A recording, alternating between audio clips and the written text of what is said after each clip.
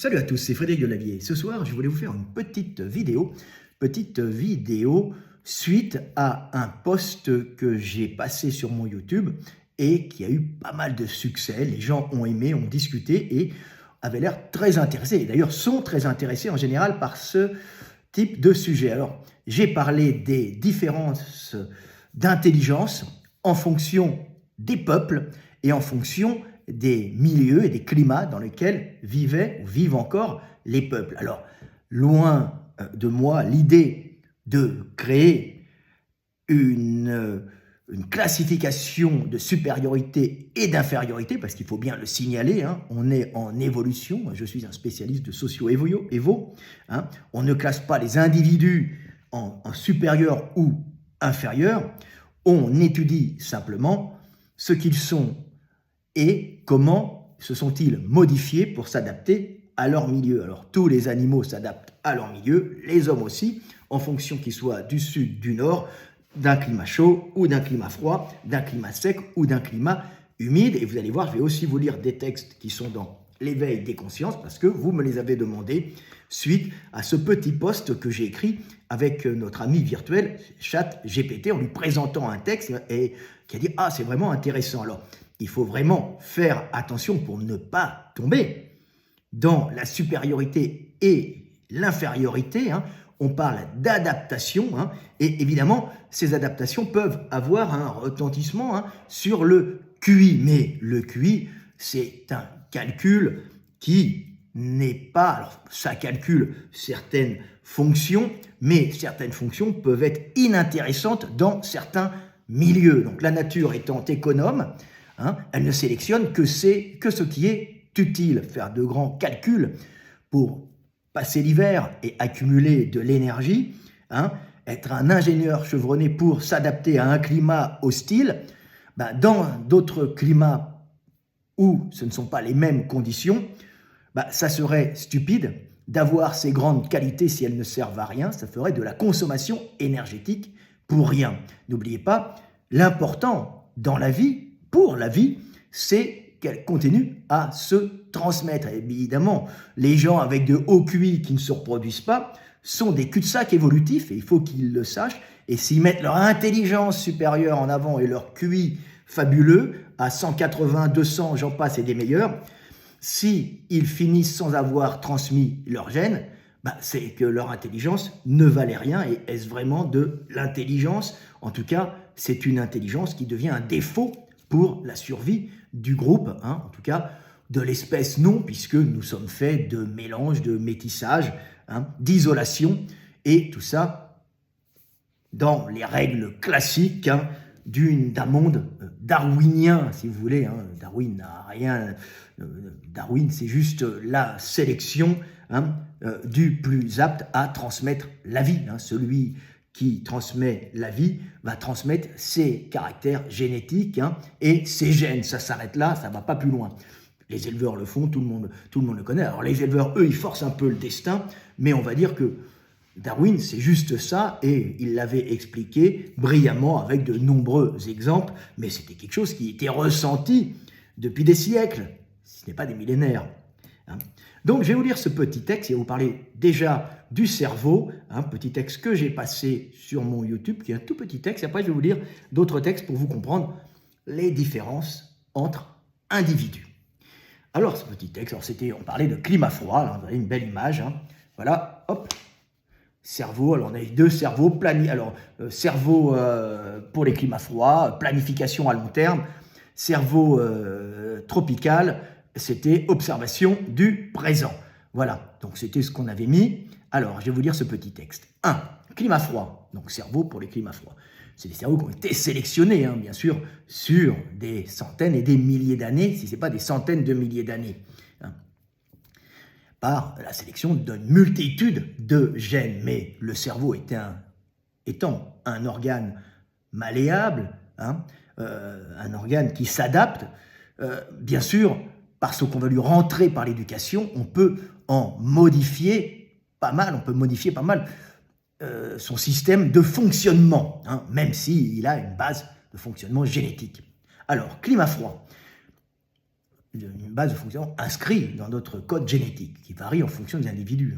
Les individus seront bons dans l'observation du présent, d'autres auront une angoisse et une capacité à prévoir l'avenir plus ou moins développée, mais toutes ces qualités qui sont génétiques peuvent aussi, si elles ne sont pas extrêmement développées, peuvent être compensées et développées par l'éducation. C'est l'avantage d'avoir un bon cerveau humain, c'est qu'il est malléable et que l'éducation peut modifier dans un certain domaine la structure et la capacité du cerveau. La structure par ces petites dendrites neuronales qui viennent créer une architecture interne correspondant à votre éducation et qui fonctionne plus ou moins bien. Alors, climat froid, saisonnalité, cerveau prévisionnel. Dans les régions glaciales ou tempérées, avec hiver rude, la survie dépend de planification à long terme. Prévoir l'émigration animale, anticiper les tempêtes et la pénurie. Cela favorise le développement de circuits cérébraux liés à la planification, à l'anticipation, à l'abstraction. Conséquence, un cerveau plus volumineux, plus calculateur, optimisé pour prévoir et gérer l'incertitude saisonnière. Alors, c'est ce qu'on s'est aperçu, d'après les statistiques, il est déjà plus volumineux, mais il y a beaucoup de variations, il y a beaucoup d'autres, il y a quand même pas mal d'autres causes à la taille du cerveau, dont celle qui est parfois avancée et qui est visiblement juste, c'est que dans les climats froids, avant qu'il y ait des technologies évoluées pour l'habillement, le chauffage et les habitations, les gens devaient survivre à ces climats et il y avait une adaptation du cerveau qui prenait un volume plus important pour conserver la chaleur. C'est la loi de Bergman, plus de surface extérieure pour moins de surface extérieure pour un plus grand volume intérieur, loi de Bergman, et la loi de Allen, c'est les extrémités se réduisent. Alors c'est pas une loi totale, mais on va dire qu'elle est assez globale et qu'on la retrouve fréquemment. Donc un gros cerveau pour conserver de la chaleur, pas forcément toujours pour être plus intelligent, mais ça joue quand même dans, pas plus intelligent, on va dire, plus prévoyant, donc une plus grande quantité de neurones pour mémoriser peut-être certains calculs importants de prévision de l'avenir à long terme. Mais aussi, les cerveaux sont plus gros quand il faisait froid. On s'en est aperçu avec Néandertal et Cro-Magnon qui vivaient pendant des époques glaciaires. Parce que non seulement être plus gros permet de maintenir plus facilement la chaleur, mais en plus d'en produire dans les nombreuses mitochondries qui fonctionnent dans le cerveau et qui augmentent la chaleur. Le cerveau, ça consomme beaucoup d'énergie et ça produit beaucoup de chaleur. Et ce qui permet non seulement de conserver la chaleur, mais de la produire dans un climat rigoureux et froid, ce qui serait complètement contre-productif en Afrique, où un gros cerveau produisant de la chaleur et conservant la chaleur, avec un climat très chaud, vous ferez monter en chaleur et vous ferez crever assez rapidement. Donc vous voyez que la taille du cerveau n'est pas forcément uniquement une question d'intelligence, je parle pas d'intelligence supérieure ou inférieure, mais une espèce d'intelligence demandant peut-être une plus grosse masse neuronale pour pouvoir effectuer des calculs plus importants pour prévoir l'avenir. Ce qui ne veut pas dire qu'on est plus intelligent, on peut calculer l'avenir. Calculer l'avenir dans un milieu tropical où vous avez tout à portée de main, sans avoir de variations saisonnières importantes, c'est une consommation d'énergie excessive qui est au niveau évolutif stupide et qui ne sera pas conservée. Voilà, et une haute technologie ne servirait à rien dans ces milieux-là où la nature pourvoit à votre nourriture, à votre survie, bien que en général, pendant très longtemps, ça a été régulé par de nombreux pathogènes qui empêchaient les montées démographiques importantes. Alors, climat tropical humide, cerveau présentiste. Dans les forêts tropicales, où la nourriture est abondante et prévisible, la survie ne dépend pas de la planification sur plusieurs mois ou années. Il suffit d'observer le présent, exploiter les ressources immédiates et de réagir à l'environnement. Conséquence, un cerveau peut être moins volumineux, mais très efficace pour la perception, l'attention et l'adaptation immédiate. Donc on voit qu'il y a différentes qualités qui vont qualité, on va dire, oui, donc qualité pour les milieux dans lesquels vont se développer les hommes et les cerveaux, mais tous les animaux fonctionnent de la même façon, vont à ce moment-là, créer par sélection, par pression sélective, des adaptations qui sont des qualités, si vous voulez, puisqu'un défaut va être éliminé, la nature est impitoyable. En conclusion, c'est deux cerveaux brillants, mais différents. Les deux types de cognition sont hautement adaptés à leur environnement. Cerveau froid, les climats du Nord, à saison bien marquée, prévisionnel, orienté vers le futur, la planification et la stratégie. Cerveau tropical, présentiste, orienté vers l'action immédiate, la perception fine, la mémoire spatiale locale. Ce ne sont pas une question d'intelligence globale, mais de spécialisation évolutive. Chaque cerveau excelle là où l'environnement le demande. Voilà, idée clé. L'environnement façonne le cerveau et la cognition, et les différences de taille ou de circuit ne traduisent pas une hiérarchie d'intelligence, il faut bien se le mettre dans la tête, mais une adaptation évolutive optimale. C'est vraiment important de comprendre ça, et on voit que selon les peuples, des peuples généreront des ingénieurs, parce que c'est une capacité à se projeter dans l'avenir et à faire des espèces de calculs, des calculateurs et des banquiers, bien sûr, puisqu'on calcule les grains pour passer l'hiver, donc ça génère des sélections, bien sûr, naturelles, au sein des sociétés, c'est la sélection naturelle, qui va sélectionner culturellement, mais ça joue sur les individus, des individus capables de faire des calculs, d'engranger, d'économies, et souvent aussi des individus un peu angoissés, des individus qui vont avoir un problème de ne jamais se sentir relax, comme un Africain subsaharien du style congolais, camerounais, bien qu'ils peuvent avoir des problèmes, et ils sont malheureux comme tout le monde, comme les Européens le sont, nous sommes tous pareils, nous sommes des hommes.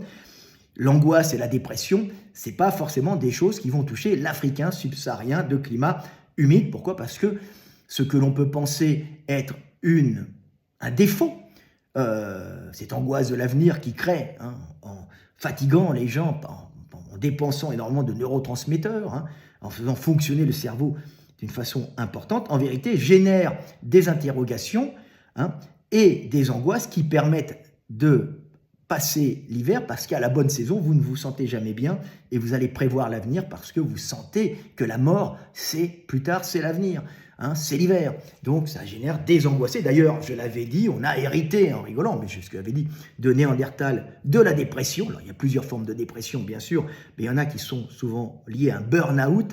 Le burn-out, le Camerounais ou le Congolais le connaît rarement, c'est un avantage évolutif, il n'en a pas besoin, lui, dans son milieu, et pas qu'il est con, parce que ça ne lui servirait à rien.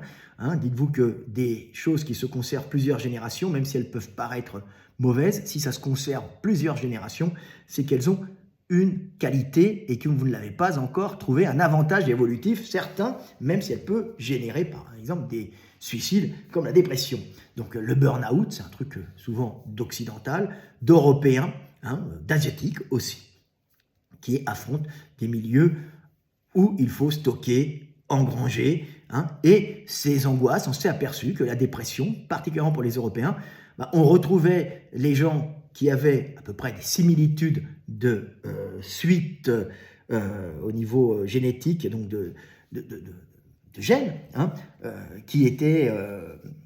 ils avaient hérité ça de Néandertal, c'est-à-dire qu'on voit le même codage génétique chez Néandertal, la même petite suite d'acides aminés, chez Néandertal et chez les Européens, qui ont, en statistique bien sûr, qui font des dépressions. Alors, on ne sait pas comment ça fonctionne exactement, puisque ce sont juste des statistiques sur des morceaux de gènes observés grâce aux séquenceurs, codifiés et ensuite mis dans des banques de données monstrueuses. Maintenant, ça ne coûte pas tellement cher, donc on s'est aperçu que certaines formes de dépression étaient héritées de Néandertal, mais Néandertal vivait dans un climat froid où, même s'ils n'étaient pas technologiques, à la bonne saison, il fallait quand même prévoir l'hiver, faire de bons habits, trouver un bon abri, bouffer un max, pour pouvoir passer l'hiver et ne pas mourir pendant ces hivers glaciaires terrifiants. Donc, on voit déjà qu'il y a des angoisses qui arrivent chez les Européens. Denisova devait avoir sûrement la même chose, on en trouvera d'autres, ne vous inquiétez pas, des sous-espèces, mais c'est un peu comme ça. Alors maintenant, je vais vous lire des textes, puisque vous avez compris que nous sommes adaptés à des milieux différents et que nos intelligences respectives, en fonction que nous soyons africains, subsahariens, européens, asiatiques, vont avoir des variations, hein, et les QI aussi peuvent varier, hein, d'un individu à l'autre en fonction de son origine ethnique. Le QI peut monter grâce à la culture, à l'éducation, bien sûr, on le sait, hein, mais bien sûr, sans s'embarrasser d'un excès de neurones à certains endroits pour la prévision à long terme et le calcul, hein, c'est quelque chose qui, dans certains milieux, devient complètement inutile, donc va être éliminé pour voir apparaître d'autres sélections. Par exemple, vous voyez, les Africains, hein, en général, c'est de la philosophie, on va dire, c'est plutôt de la sociologie de bistrot si vous voulez, mais c'est de la sociologie de gens qui ont vécu. Les Africains parlent, vous qui avez voyagé, surtout les subsahariens, de nombreuses langues. Très facilement, ils s'adaptent. Hein. Ça ne fait pas des linguistes brillants, mais ça fait des gens qui sont capables de parler même les langues les plus complexes, parce qu'ils ont une certaine adaptation au présent, une certaine capacité dans ces cultures orales. Hein, et ces nombreux peuples qui vivent les uns à côté des autres sans forcément beaucoup se mélanger, il faut faire attention. Ce n'est pas parce que tous les Africains sont noirs, hein, et ont les cheveux crépus, ce sont juste des adaptations à la luminosité et à la chaleur, qu'ils sont génétiquement similaires, puisqu'il y a beaucoup d'isolation génétique en Afrique, le milieu étant riche, tu n'as pas besoin d'aller à côté, donc tu crées des îlots génétiques, ils se ressemblent tous, puis souvent européens, hein, bien sûr, hein, les Africains voient la différence, mais beaucoup de différenciation génétique, donc beaucoup de langages, hein, différents, puisqu'on ne va pas avoir une espèce d'unité langagière qui correspond sur beaucoup d'individus à une unité génétique. Et là, vous avez beaucoup d'unités génétiques avec chacun leur langage, donc une Afrique avec énormément de langages différents et un besoin pour la coopération de parler plusieurs langues. C'est pour ça que quand vous allez au Japon, ce sont les Africains subsahariens qui parlent très bien le japonais les premiers, quand l'Européen multidiplômé et avec son diplôme de langue, lui va être assez mauvais, hein, dans la pratique du japonais. Quand vous arrivez en Hongrie, en Hongrie, c'est une langue qui est censée être très difficile, elle est simple, mais elle n'a rien à voir avec les langues latines ou germaniques. Hein. Donc les gens sont un peu perdus et les Africains arrivent et très rapidement, ils parlent le hongrois. C'est comme ça qu'on avait une star en Hongrie qui s'appelait Fekete Pako. C'est Pako le Noir, ce n'était pas son vrai nom bien sûr, hein. C'est son nom de star de télévision, tout noir, qui souriait avec ses grandes dents qui apparaissaient, qui faisait rire tous les Hongrois. C'était la star de la télé, alors qu'on dit que les Hongrois sont racistes. Non, ils ont Fekete Pako, qui est la star que tout le monde adore. Il passait de village en village, parce que c'était un comique africain qui présentait les émissions. Je ne sais pas ce qu'il est devenu, marié à une Hongroise. Hein. Alors quand on parle du racisme hongrois, bon, ça me fait bien rire tout ça. Je vis en Hongrie. Hein. Donc on avait Fekete Pako, et Fekete Pako avait un Hongrois parfait, alors que Cookie, un Français qui passe à la radio, a un horrible accent, et il a un Hongrois qui est un peu meilleur que le mien, mais en ayant gardé le même accent pourrave que le mien.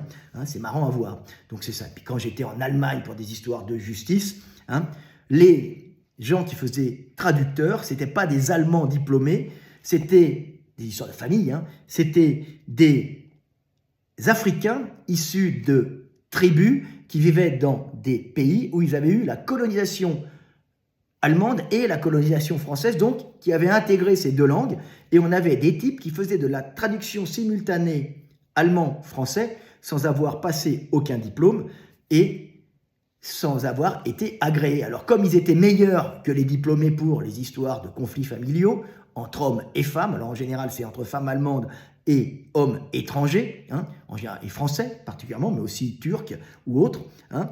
Donc on avait ces traducteurs africains. C'est marrant pour vous expliquer que les peuples, hein, c'est de la génétique en vérité, ils n'ont pas que c'est pas une qualité qui est apprise, c'est aussi de la génétique, et là-dessus on travaille avec l'éducation. Hein. Donc ils étaient là, alors je ne me souviens plus quelle tribu, ils m'avaient dit on est de telle tribu, on parle très bien tout ça, et ils faisaient toutes les traductions. Alors oui, j'expliquais qu'en général, les problèmes viennent surtout avec les femmes allemandes et les hommes étrangers, et jamais, c'est marrant hein, aussi, mais ça c'est culturel, hein, parce que la place de l'allemande dominatrice, elle est connue hein, en Allemagne, et on n'a pas de problème avec les femmes étrangères et les hommes allemands qui sont des crèmes à la maison, hein, et des hommes plutôt soumis, alors que les femmes allemandes dominent, c'est culturel. Donc quand elles arrivent avec le bellâtre le bellâtre méditerranéen, ça part en couille très rapidement, comme on peut le voir avec les Turcs, ou une Allemande et un Turc, ça passe très très mal, comme une Allemande avec un Français, ça passe aussi moins bien. Hein. Et quand on arrive avec une Allemande et un Algérien ou un Marocain, et ben là, ça part en couille direct, même et un Turc aussi. Voilà, donc c'est marrant de voir ça. Donc c'était pour faire une petite digression. Et on avait justement des Africains qui viennent faire toutes les traductions. Alors je rigolais parce qu'on les faisait jurer devant la cour de justice, jurer que vous allez traduire tout ça. Puis les mecs, ils étaient aucun diplôme, rien. Donc on les prenait. Les Allemands sont assez pragmatiques là-dedans. Hein, ils voient leurs intérêts. Donc on va prendre les tribus machin pour faire les traductions dans les palais de justice. Et tu avais toute la tribu qui était là pour traduire les conflits. Oh, monsieur. Homme-femme, femme allemande, homme français. Très fréquent d'ailleurs. C'est marrant, hein. Bon, alors maintenant, je vais vous lire des petits livres, des petits textes. Hein, on va terminer. J'aime bien faire des longues vidéos là, sur la mentalité des peuples qui est issue de l'éveil des consciences. Ce chef-d'œuvre. Voilà. J'espère que vous avez appris des choses et que maintenant, vous vous regardez tous les uns les autres, hein, sans vous haïr, en sachant que vous êtes différents, mais en sachant que le cerveau étant malléable, une éducation peut modifier complètement la structure d'un cerveau pour faire d'un cerveau d'Africain presque un cerveau d'Européen et un cerveau d'Européen presque un cerveau d'Africain. Mais bien sûr, il y a toujours une base génétique qui va être une espèce d'empreinte difficilement, qui est difficile à éliminer. Mais c'est pas grave, ça fait nos particularités et c'est ce qui fait nos merveilleuses différences. Voilà, je le dis tout le temps à tous les gens qui me suivent. Alors, je vais vous lire ces petits textes parce qu'on me les a demandés. Ce qui fait la mentalité des peuples. La mentalité des hommes et celle des peuples sont façonnées par le milieu et l'apport énergétique qui influent directement sur la culture, l'organisation sociale, mais aussi la physiologie et la génétique des individus. En prenant du recul et en observant le monde, on peut classifier la mentalité des peuples par leur relation à leur milieu et la façon dont ils en prennent et en reçoivent l'énergie. Malgré la diversité géographique et climatique entraînant la diversité des peuples, on peut globalement classifier la mentalité des hommes en fonction de trois principales constantes énergétiques liées au milieu. Ces trois constantes énergétiques liées au milieu génèrent trois types d'hommes et trois types de mentalités selon les milieux à calories constantes, les milieux à cycle abondance manque et les milieux à calories limitées. Milieux à calories constantes. Les milieux à calories constantes comme l'Afrique subtropicale humide, baignée de soleil, arrosée par les pluies tièdes, générant une nature luxuriante, offrant aux hommes qui vivent un apport calorique constant, leur permettent de manger tous les jours à leur faim. Et une douceur climatique ne les obligeant pas à inventer et à bâtir pour se protéger de la rudesse du climat. Ah oui, ça ne servira à rien de faire des temples énormes en pierre dans un milieu qui offre de quoi manger et qui n'a pas développé une agriculture de stockage permettant à des millions de personnes de vivre, mais souvent avec des carences. C'est la nature généreuse offrant un apport alimentaire cette nature généreuse offrant un apport alimentaire constant génère aussi une luxuriance de la faune microbienne, parasitaire et des prédateurs en tout genre. Et s'il est facile de trouver de quoi manger, il est aussi facile d'y être mangé. Dans ce milieu généreux, pour son apport calorique, la mort et la maladie peuvent survenir à chaque instant. Et il est important pour les hommes de transmettre la vie le plus vite et le plus souvent possible pour maintenir une population constante et contrebalancer les décès dus à cette luxuriance prédatrice de la nature. Les hommes vivant dans ce milieu ne sont donc pas préoccupés par l'avenir et sont entièrement tournés vers l'instant. Vivre l'instant présent, ici et maintenant, jouir du monde et transmettre la vie le plus souvent possible avant de mourir. Car la nature donne en abondance, mais prend aussi souvent et vite. Les hommes de ces milieux, à abondance calorique constante, sont confrontés dès leur jeune âge à la maladie, à la mort, à l'amour et aux naissances. Ils connaissent donc très tôt le sens de la vie, sans avoir à faire de longues études en philosophie. Et malgré le peu d'intérêt qu'ils portent à l'anticipation et à prévoir l'avenir, ils savent instinctivement que l'essentiel, c'est de vivre l'instant, aimer et être aimé avant de mourir. Et même s'ils n'ont pas généré des civilisations technologiques, et que leur milieu ne les pousse pas à se projeter spirituellement dans l'avenir pour prévoir et anticiper, ils ont une grande culture philosophique, analysant l'instant présent pour vivre au mieux, en se souciant peu de l'avenir, car la mort, ce n'est pas demain, la mort peut survenir à chaque instant. Les milieux à calories constantes génèrent donc des hommes ayant une grande conscience de l'instant, peu angoissés par l'avenir et essayant de profiter au maximum de cet instant et de jouir du monde le plus fort et le plus vite possible avant de mourir. Mais n'ayant pas le besoin angoissé, la capacité des hommes vivant dans des milieux à cycle alternance manque de se projeter spirituellement dans un avenir lointain pour, par de puissants calculs, anticiper les événements pour maîtriser le monde. Ce que font les Européens, ils sont tellement angoissés, ils accumulent tellement qu'ils finissent par tout détruire. Une espèce d'obsession d'accumulation qui est liée en vérité à leur climat, qui les a fait survivre, mais qui peut aussi parfois les détruire. C'est le problème. Milieu à cycle abondance manque. Alors, il y en a plusieurs. Il y a les Européens avec les saisons, puis il y a les milieux comme l'Égypte, c'est un milieu abondance manque, comme les premières grandes civilisations qui se sont développées dans des climats chauds, mais où les fleuves et les croissances des végétaux étaient cycliques et donnaient dans ces milieux relativement arides une capacité à avoir de la nourriture à un certain moment qu'il fallait stocker pour le reste de l'année. Donc ça génère aussi, comme l'hiver, des milieux à cycle abondance manque. C'est les milieux qui génèrent en général de grandes civilisations technologiques. Les milieux à cycle abondance manque sont les milieux qui ont généré ce qu'on appelle les grandes civilisations. Mais il serait plus convenable de les nommer les civilisations technologiques. La cause de ces... Vous voyez, Avatar, ils n'ont pas une super technologie. Par contre, ils ont une grande philosophie. Mais ils ne sont pas noirs, ils sont bleus. La cause de ces cycles énergétiques peut être diverse et variée en fonction des climats, de la géographie.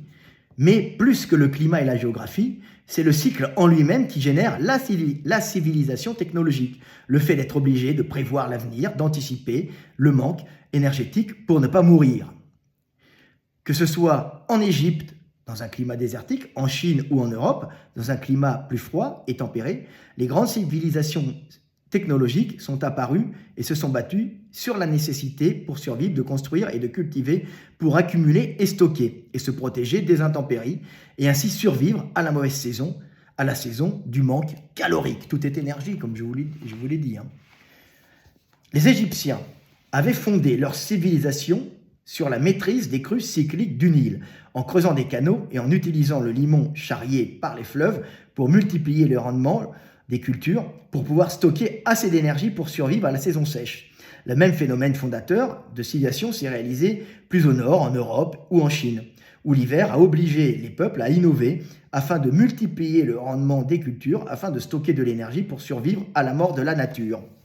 Les cycles abondance-manque produisirent donc par sélection génétique des hommes angoissés, dépressifs, calculateurs, accumulateurs obsessionnels, incapables le plus souvent de jouer dans l'instant et ne trouvant le repos de l'esprit et la sérénité que dans la projection mentale future en vue de maîtriser, par le plus grand calcul, l'avenir. Car l'avenir, pour ces hommes, passe obligatoirement par le manque énergétique et la mort du futur de la nature qu'il faudra surmonter. Oui. Les civilisations technologiques découlent de l'alternance des cycles, découlant de l'alternance des cycles, sont donc fondées sur la nécessité d'anticiper et de calculer l'avenir pour survivre.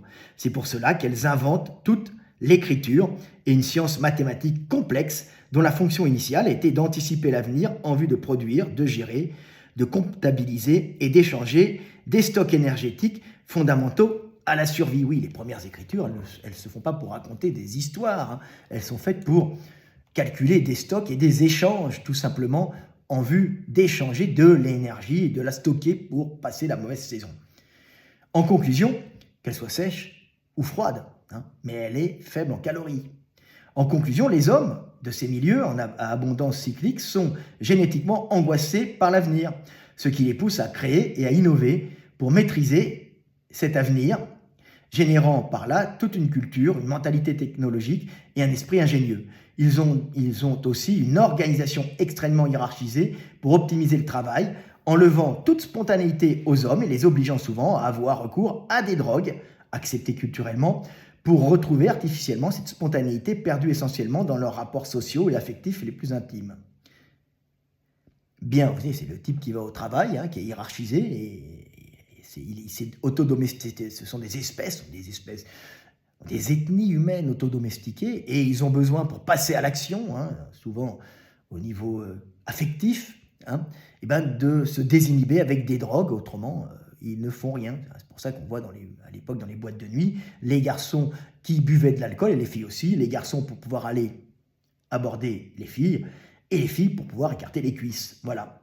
Bien que ces milieux à cycle abondance-manque soient à la base des plus grandes inventions humaines et des plus grands progrès technologiques et scientifiques, ils sont aussi responsables du pillage frénétique de la planète, car l'angoisse de l'avenir, produite par l'alternance des cycles, entraîne chez les hommes des comportements globaux pathologiques, avec un besoin obsessionnel de prendre et d'accumuler. Prendre plus qu'il ne faut, accumuler sans limite, pour combler cette obsession génétique du manque, entraînant à plus ou moins long terme des déséquilibres énergétiques suivis de rééquilibrage par les guerres. Voilà, c'est un peu compréhensible.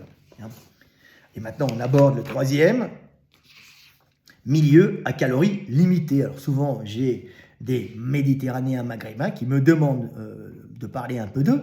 Alors on va parler un peu de vous, mais comme vous êtes à calories limitées, ça ressemble un peu aussi aux Sahéliens, qui sont en dessous de chez vous, en passant le Sahara, ou plus à l'est, aux habitants du Middle East, du Moyen-Orient, qui vivent dans des milieux assez similaires, avec des lois assez similaires, puisque l'islam, qui s'est adapté à ce genre de mentalité, s'est très bien répandu dans les zones qui avaient un milieu similaire à ce milieu initial où Mohammed, le prophète, a créé l'islam, une religion qui est accompagnée de lois faites pour certains hommes et pour cadrer des communautés humaines avec des comportements particuliers.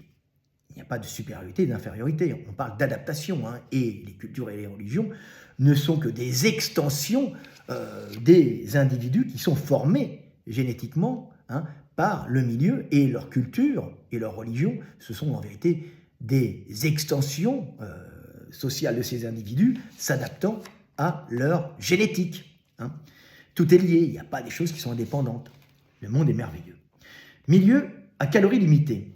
Les milieux à calories limitées sont les milieux où la nature, par sa situation géographique et climatique, apporte aux hommes d'une façon constante assez de calories pour survivre, mais dont la quantité limitée restreint terriblement la démographie et oblige les hommes qui y vivent à appliquer des règles sociales très strictes dans le but de réguler la consommation des individus et les naissances, et éviter par là une surpopulation entraînant famine et conflits guerriers. Dans ces milieux relativement pauvres, les hommes sont souvent accueillants avec l'étranger de passage, car ils voient en lui une source éventuelle d'échange et de commerce, et un point d'accueil possible lors de leur déplacement en vue d'échanges commerciaux. Mais que l'étranger ne vienne pas s'installer définitivement chez eux, car le manque énergétique et le manque calorique constant en ferait une concurrence à éliminer. Alors maintenant, c'est l'inverse avec le pétrole, Dubaï et même l'Arabie Saoudite essaye d'attirer un maximum d'individus, des cerveaux, pour pouvoir faire exploser l'économie de leur pays avec de la haute technologie et de la valeur ajoutée par des cerveaux venant du monde entier, d'ingénieurs en informatique ou autres, de haut QI. Mais ce n'était pas toujours comme ça.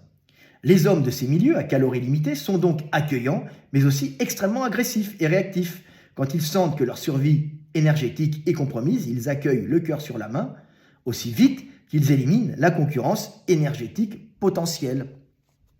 Ce manque énergétique pousse ces hommes à la réactivité, à prendre le plus vite possible l'énergie, à se défendre contre la concurrence le plus rapidement possible, agissant souvent avant d'analyser, ce qui est, dans ce milieu pauvre, extrêmement concurrentiel, la meilleure option pour survivre, agir vite et analyser après.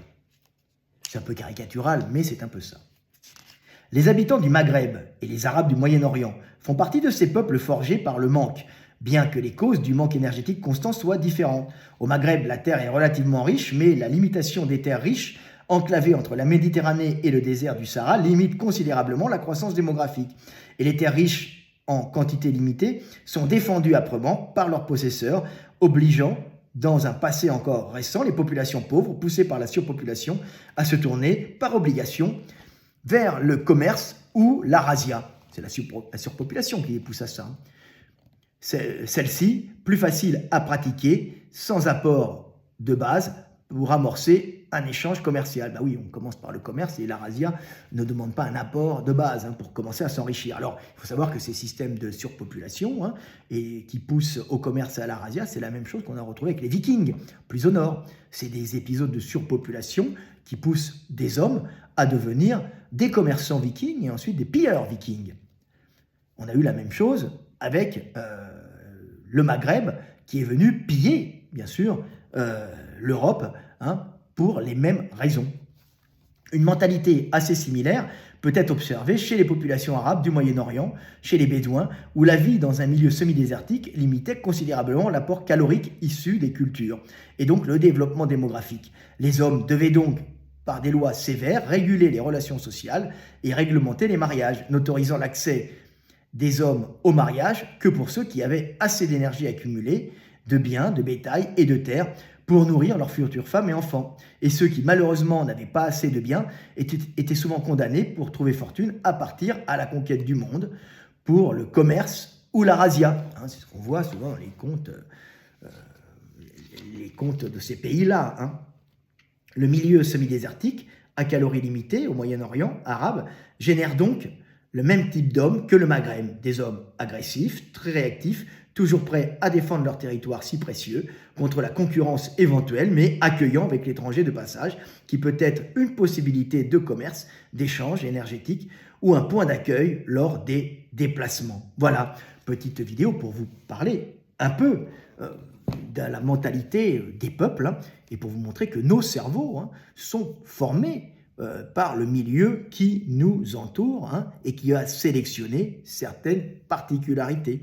Donc un Africain subsaharien ne va pas avoir la même perception du monde qu'un occidental, européen, qu'un asiatique ou qu'un moyen-oriental. Tout ça varie. Mais bien sûr, le cerveau est un organe, comme je vous dis, malléable, capable de s'adapter à de nouvelles situations et ainsi de pouvoir permettre à l'homme de s'adapter dans tous les milieux, puisque l'homme est un grand colonisateur, il se déplace, alors il n'y part jamais parce qu'il a vraiment envie, c'est maintenant qu'il y a les vacances, mais les vacances n'existaient pas, les gens étaient souvent poussés par le manque et par la surpopulation, toujours relative, bien sûr, la surpopulation dans un milieu tropical humide de chasseurs-cueilleurs, comme par exemple en jungle amazonienne, n'est pas la même qu'une surpopulation en Europe où nous sommes des régions technologiques avec des agriculteurs, donc on peut être très nombreux, ou même en Chine. C'est complètement différent. La surpopulation arrive à un certain moment, elle arrive beaucoup plus tôt quand vous êtes chez les chasseurs-cueilleurs, pas quand vous êtes chez les agriculteurs qui maîtrisent mieux la production calorique de leur milieu par l'agriculture et l'élevage. Voilà, c'est toujours intéressant de comprendre ça. Donc voilà, petite vidéo du soir, espoir pour vous parler des variations de mentalité, mais il y a aussi variations d'intelligence. C'est vrai qu'on ne verra pas souvent d'Africains briller forcément comme ingénieurs dans des firmes automobiles allemandes, mais il peut y en avoir, bien sûr.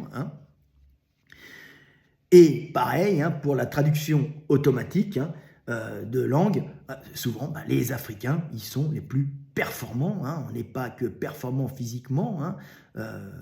Les peuples ont des adaptations climatiques, des adaptations au milieu qui font aussi des qualités physiques différentes et des performances sportives différentes, mais ça va aussi au niveau du cerveau, ce qui ne veut pas dire que quand vous allez voir un Européen, ça va forcément être un ingénieur brillant avec 180 de QI.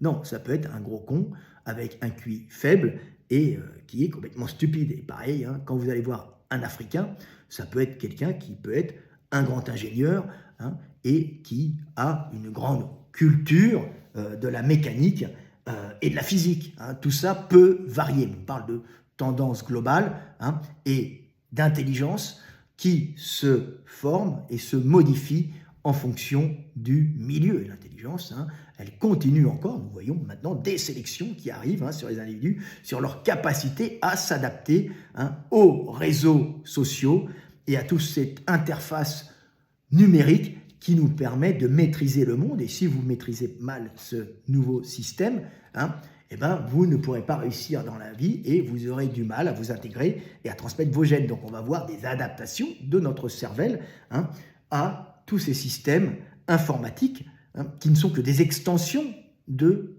nous-mêmes, en vérité, puisque notre cerveau est limité en place. Donc on voit toujours l'évolution est en marche, l'évolution continue. Et d'ailleurs, les Africains savent très bien utiliser les réseaux sociaux pour, par exemple, par leur grande connaissance de la psychologie humaine, comme je vous l'ai déjà expliqué, aller tirer de l'argent, particulièrement, je regardais, aux Suisses, aux vieux Suisses célibataires, ou aux vieilles quinquas ou quadras esselées suisses, en se faisant passer pour soit une belle jeune femme, soit un beau jeune homme, amoureux, parce qu'ils connaissent tout ça, ce sont des gens qui ont une grande connaissance des relations humaines, et ils arrivent à maîtriser ces réseaux sociaux, et ces systèmes informatiques inventés par le plus souvent des Européens et des Asiatiques aussi, mais pour en tirer de l'énergie, tout le temps cette foutue énergie, pour rester en vie et se reproduire. Donc on voit là une capacité quand même d'utilisation des outils